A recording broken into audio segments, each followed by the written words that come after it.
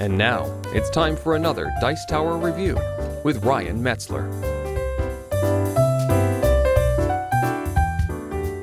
So today we're going to be taking a look at Hot Potato the Game, or as they call it, Hex Hex XL. This is a game about passing hexes from yourself to the other players, and if you're a big fan of Hot Potato, you're going to love this game. If you're not a big fan of Hot Potato, or you like good games, you're probably not going to like this game. So now that I've given you my incredibly unbiased opinion about how the game is, why don't we go ahead and take a look at what comes inside of the bag that I have, how the game plays, and then I'll give you my final opinions on the title. So here you can see everything that comes with Hex Hex XL. It's actually the base game and two variants, and I'm going to real quick cover all of it, mostly just the base game, and the variants I'm just going to mention real briefly. But the base game is going to be a game about passing hexes around from player to player, much like Hot Potato, and each player is going to have a hand of 5 cards, and one player will be the start player. And that player will start by sending a hex, which is going to be one of these tokens here, to one of the players to either their left or right, or across, doesn't matter at this point. But in a 3-player game, let's go with left or right. So you have 3 players here, and each one of them starts with a amount of voice. In this case, everybody starts with 5, and you're going to be trying to have the most voice at the end of 4 rounds, because it's 3 players, one more round than there are players, so 4 rounds. So as the game starts, one player will be the starting player. Let's say it's this player, and they're going to choose a player they want to cast a hex at. So they can choose either left or right in this case, because it's a 3-player game, and let's say they go right. That player is going to have a hand of 5 cards, and they will choose one of their cards to play in order to try and get rid of that hex. So let's say they turn it aside to the left, and they discard that card, and the hex would go back to the left. And then that player would have their hand of 5 cards, and they would choose one card from their hand to try and get rid of the hex. So let's say they decide to turn it aside right. So it's going to go right back to where it came from, passing it around like a hot potato. And now that player only has 4 cards left. So let's say that they decide they want to rot the hex. So rot is a special type of card. It says the hex passes to a player you choose, but it also becomes rotted.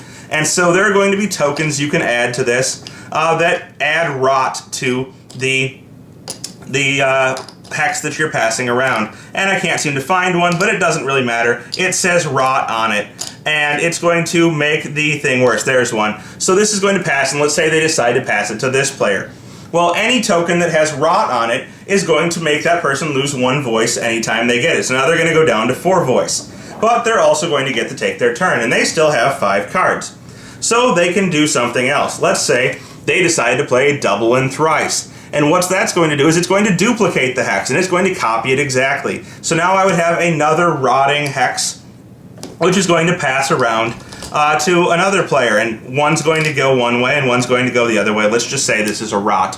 And it's going to go, and one's going to pass left and one's going to pass right. So now this player takes a rot and this player takes a rot. And you're dealing with more and more. And now each player has to try and deflect the card. So they're each going to choose a card and try and pass it. So let's say they pass them around. It doesn't really matter. You're basically going to go this way until one player or all of the hexes cannot be passed anymore, which is either going to be when players run out of cards in their hand, or when they simply don't have a card that can allow them to follow the rules of passing things around, because some cards will introduce new rules. Now, there are other cards which you'll have to play immediately when dealt or in special situations. For example, Marked Man, which is going to give you 3 more cards at the beginning of a round immediately when you're dealt, which is obviously going to make you a target because you have more cards. Or there are some that say that you always have to pass cards to the right. Somewhat irrelevant, but basically you're going to go until all of the hexes go off. A normal hex is going to make you lose 1 voice when it goes off. If it's been doubled and thrice, it's going to make you lose 3 voice, and you're going to go down accordingly.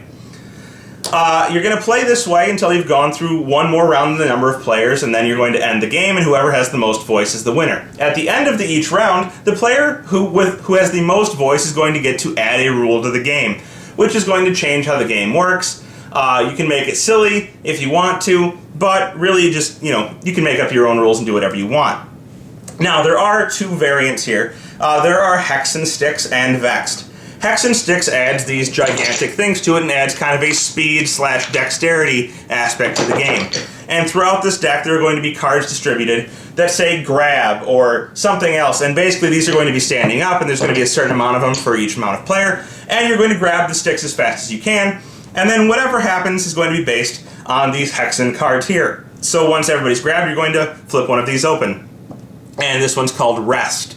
And it says that if you didn't get a stick, you're going to take a hexen sticks from any one player, which is kind of nice.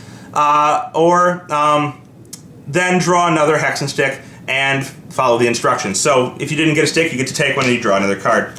So we draw another card, and this one says that if you got an ebon stick, if you have a hex in front of you, it goes off immediately and you get hexed and you lose the appropriate voice.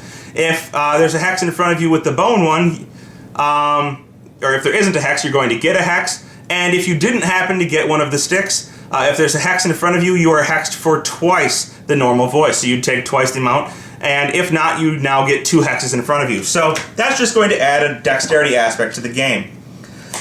Now, vexed cards are going to be somewhat different. Hexes aren't going to make you lose voice at the end of the round necessarily. They're going to have the effect of these cards when they go off. So once all of the hexes have gone off, you're going to flip this card, and it's going to say on here what the new rule is. All vexed players, which are going to be people that got hexed, are going to have to put a thumb on the edge of the table if they pass a hex to the left. Great.